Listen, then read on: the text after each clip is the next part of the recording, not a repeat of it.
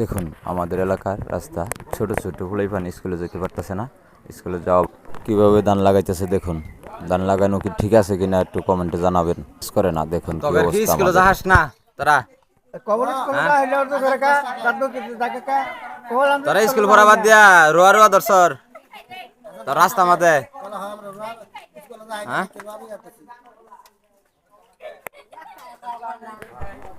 আমি আবার সত্য কথা বললে আবার অনেকের গায়ে লাগে, সবার উদ্দেশ্যেই বললাম। দেখুন রাস্তাটা কি অবস্থা, সবাই দেখে পরে কমেন্ট করবেন। কেউ কারো যে গায়ে চুলকানি ওঠে না এই ভিডিও দেখে।